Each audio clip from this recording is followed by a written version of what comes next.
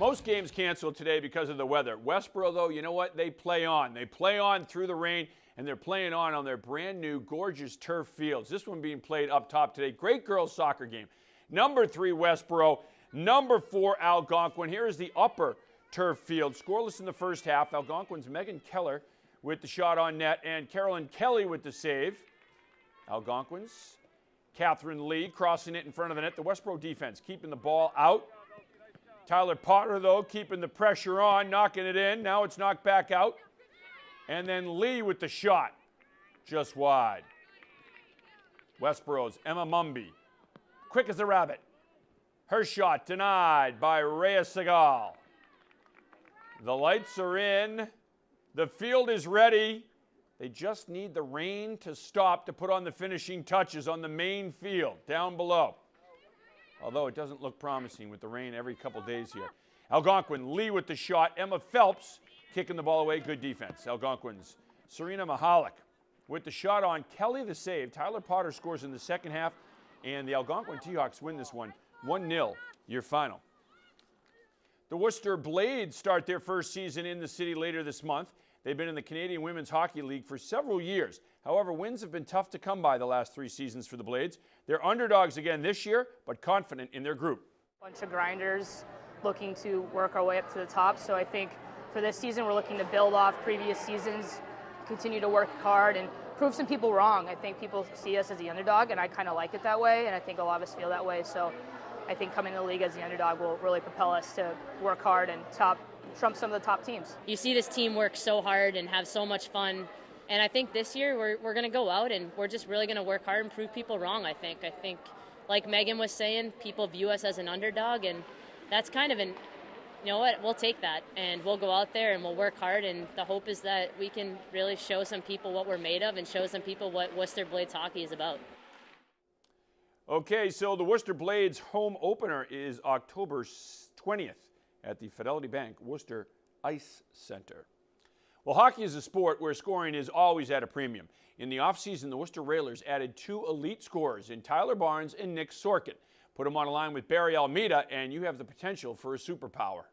Yeah, I mean, it's great having Barnes and Sorkin and Barry. You know, they've been around the league for a few years, and they're all great players.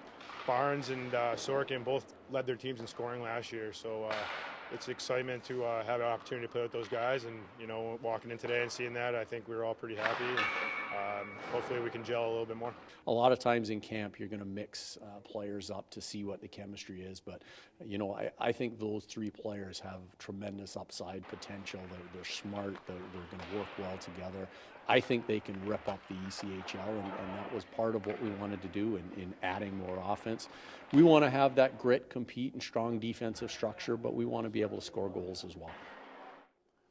All right, so the Railers will open up their season at the DCU Center on Saturday, October 20th, taking on the Maine Mariners. The WPI football team's 3-2. The Engineers hosting Catholic on Saturday. It's a new MAC game, so that makes it more important. Tech is still growing and trying to improve each week. I think right now we're still a work in progress. We've played good enough to win against 3 average teams, and we've played almost good enough to win against 2 very good teams. So I think this weekend against Catholic will be a big test for us. They're a good football team. They haven't found the win column yet, but they're very explosive on offense. They played good defense at times. So, and it's our only 2nd year of playing them. So it'll be interesting to see, you know, how they handle a road trip and things like that. But we're excited. All right, so it is our game of the week this Saturday. You can see Catholic and WPI right here on Charter TV 3 beginning at 7 p.m. Well, the Holy Cross football team's loss to Bucknell last week is still stinging. But as Andy Lacombe reports, as the Satyrs focus their attention on this week's opponent, UNH, they know that each week is a new season and a new opportunity. Bob Chesney has known success everywhere he has coached in college football. He says he didn't plan to be 1-4 at this point with the College of the Holy Cross, but does say there's no time to panic or be too concerned. It's all part of the process of getting better. The it doesn't matter, get better part that we talk about every Sunday is nice. It mattered a little bit this week. I think that everybody, coming in Sunday felt that one a little bit more. But again, it's back to work. You just can't take your ball and go home. It's got to be a matter of just come back here and battle. There's so much more that we're close to achieving and will achieve this year, and we need to make sure that everybody's on board for that. And if they're not, we have to just continue to move on and find the guys that are. But this will happen, and it will happen, in my mind, in a very, very short period of time. The opponent is UNH this weekend. The Wildcats, a perennial power and frequent visitor to the FCS playoffs. That is a feat that Bob Chesney says his Crusaders would like to emulate. And even though UNH is 0-4, they will not be an easy task this week. The Wildcats have played 3 teams inside of the top 25 in the FCS and an FBS opponent in the University of Colorado. Andy Lacombe, Worcester News Tonight Sports. All right, thanks, Andy. So it should be a good game up there at UNH Saturday night under the lights. It's going to be a big test for Holy Cross, certainly. I was going to say, what's your expectation? I mean, 1-3, 0-4. It's kind They're of even good, ground there. But they're very good. And the other thing is this, Holy Cross, they came in last year ranked 9th in the country. UNH did. Holy Cross whacked them. They beat them up on the field. So UNH is going to be out for revenge, and they're going to be very, very hungry for their first win of the season. They're at home. Again, they've played a really tough schedule. So has Holy Cross.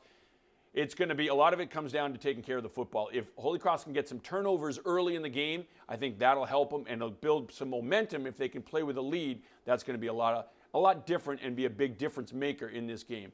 Get some turnovers early, play with a lead. As you said before, both teams going in hungry. That's going to be a good game. It's 2 teams desperate for a win, no doubt. I'm excited to see the result of that one. Well, that's going to do it for us here on Worcester News Tonight. For Kevin Shea, I'm Anna Botari. We'll see you back here tomorrow.